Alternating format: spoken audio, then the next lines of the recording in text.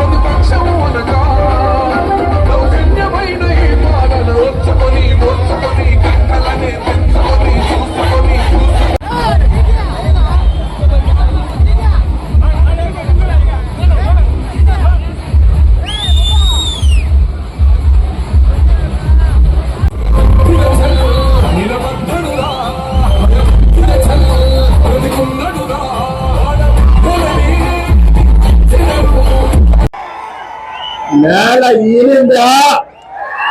ఇంత జనం వచ్చారంటే పెద్దిరెడ్డి పని క్లోజ్.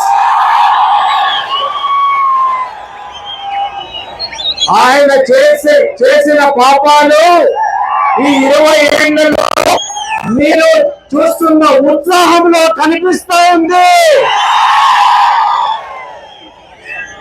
సోదరుడు, మిత్రుడు చంద్రబాబు రెడ్డి గారికి,